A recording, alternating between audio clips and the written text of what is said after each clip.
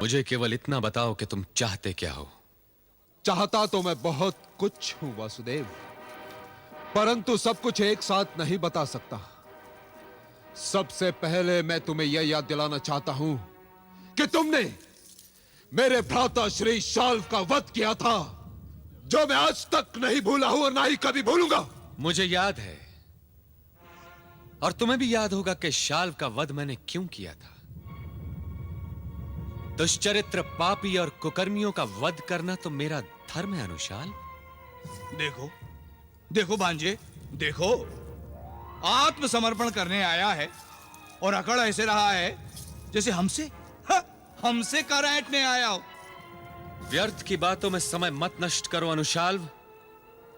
ये मत भूलो कि तुमने एक देवी समान स्त्री का अपहरण किया है, और वो भी छल और कपट द्वारा। मैंने तो केवल एक बार छल किया है, एक बार। अरे तुम्हारा तो सारा जीवन छल और कपट की कहानी है। तुम्हारे छल और कपट की गिनती की जाए तो कहीं युग बीत जाएंगे वासुदेव। कुरुक्षेत्र की रणभूमि का चप्पा चप्पा तुम्हारे छल और कपट का साक्षी है। द्रोणाचार्य वध के लिए अश्वत्थामा गज का प्रयोग, भीष्म वध के लिए शिखंडी का उपयोग। अरे कपटी तो तू है, तू। तुम्हारे कपट की तो कोई सीमा नहीं है। अनुशाल,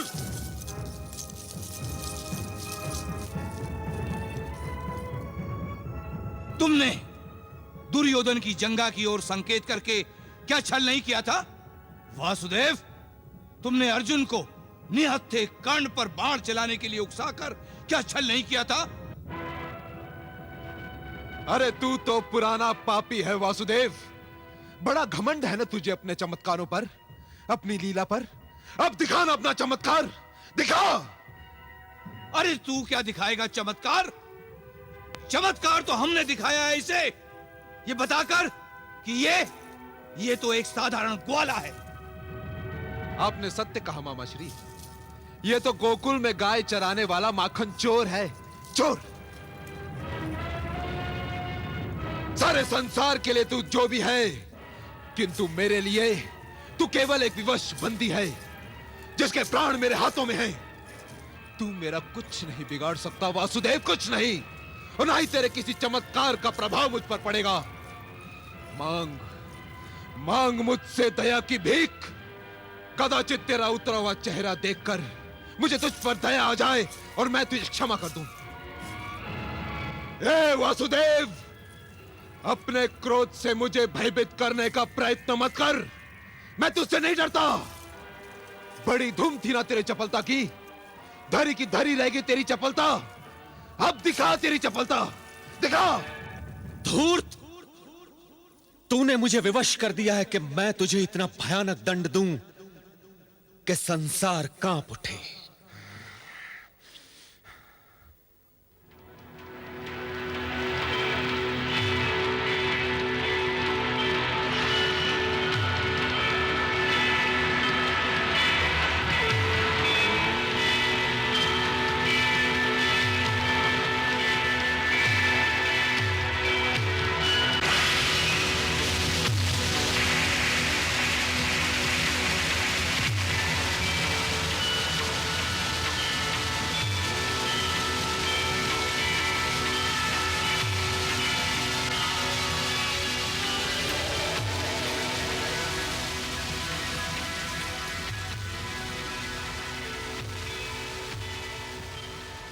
आज मैं धन्य हो गया भगवान, धन्य हो गया।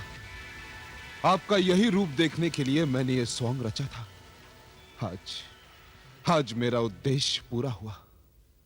हे मुरली मनोहर, हे श्याम, हे घनश्याम, मैं धन्य हुआ, मैं धन्य हुआ। दुष्ट, पद्मावती अपहरण के दंड से बचने के लिए स्वांग रच रहा है। मैं तेरा सर धड़ से अलग कर दूंगा। कर दीजिए मेरा वध, कर दीजिए मेरा सर धड़ से अलग। चलाइए अपना यह अद्भुत सुदर्शन चक्र।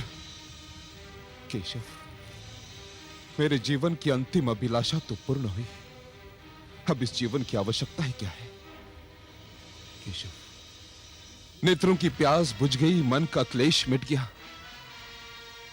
यह सत्य है, कि मैंने पद्मावती अपहरण का पाप किया है, जिसका दंड मुझे अवश्य मिलना चाहिए। मुझे दंड दीजिए केशव, मुझे दंड दीजिए। रुक जाइए केशव, कहीं अनर्थ न हो जाए। ये सत्य है केशव कि इसने मेरा अपहरण किया, किंतु मुझे इसने इस प्रकार रखा जैसे कोई अपने बहन को रखता है। पूरा मान सम्मान दिया मुझे। इसे क्षमा कर दो केशव। ये सत्य है कि ये तुम्हारे विराट रूप के दर्शन करना चाहता है। तथ्य तो यह है केशव कि इसने तो हम पर उपकार किया। यदि ये मेरा अपहरण ना करता तो हमें तुम्हारे इस विराट रूप के दर्शन कैसे मिलते? मूर्ख, यदि तुझे मेरे दर्शन की चाह थी तो मुझसे कहा होता। यह सब करने की क्या आवश्यकता थी? मैं जानता हूं केशव, यदि मैं आपकी वंदना करता तो आप प्रसन्न होकर मुझे अवश्य दर्शन देते। परंतु केशव, मैं आपसे जीतता कैसे? अर्थात? आज मैं सारे संसार से कह सकता हूं कि मैंने अनुशाल ने श्री कृष्ण को विवश कर दिया अपना विराट रूप दिखाने के लिए। केशव, मैं जीत गया और आप हार गए। भक्तों की प्रसन्नता के लिए तो मुझे अपनी हार भी स्वीकार्य है। दूत, तो तूने सारा आडंबर इसलिए रचा कि तू कृष्ण के दर्शन करना चाहता था? हां मामा श्री, यही तो मेरे जीवन की अंतिम अभिलाषा थी, जिसे पूर्ण करने के लिए आपने मेरी सहायता की है, जिसके लिए मैं सदैव आपका आभारी रहूंगा, सदैव आपका आभारी रहूंगा। धिक्कार है तुझे, धिक्कार। तूने मुझसे छल किया, मेरे सारे परिश्रम पे पानी फेर दिया। पर तू इतना जान ले, तू अपने भाई के हत्यारे को क्षमा कर सकता है, पर मैं अपने भांजे के इस कपटी हत्यारे को कभी क्षमा नहीं कर सकता, कभी क्षमा नहीं कर सकता। यदि किसी ने अपने स्थान से हिलने का प्रयत्न किया तो मैं इस नारी का वध कर दूंगा। मामा श्री, मैं कहता हूं छोड़ दो इस देवी को, छोड़ दो इस देवी को। अपने वासुदेव से कहो कि वो स्वयं को मेरे हवाले कर दे। यदि ऐसा नहीं हुआ तो दुष्ट, मैं तुझे भी जान से मार दूंगा। कैसा मामा है तू? अरे मामा का तो समाज में बहुत उच्च स्थान होता है। मामा से 2 बार मां जुड़ा होता है, वो तो माता का भाई होता है। कभी लेता नहीं, सदैव देता है। किंतु ये कैसी विडंबना है कि वही मामा कभी कंस बन जाता है, कभी शकुनी, तो कभी तेरा रूप धारण कर लेता है। मैं तेरी चिकनी चुपड़ी बातों में नहीं आने वाला। तू स्वयं को मेरे हवाले कर, वरना मैं इस नारी का वध कर दूंगा। मूर्ख, जिस प्रकार रात्रि के भाग्य में सूर्य नहीं होता, मरुस्थल के भाग्य में वर्षा नहीं होती, उसी प्रकार तेरे भाग्य में सद्बुद्धि नहीं। तुझे दंड देना ही होगा।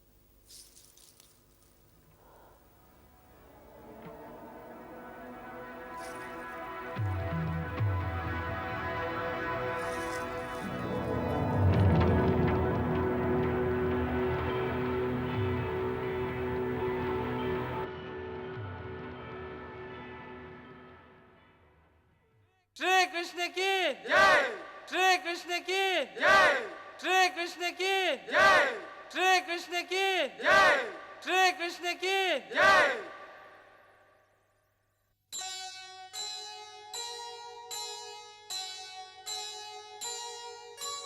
दया भक्त पर हरि करे, दे दुष्टों को दंड।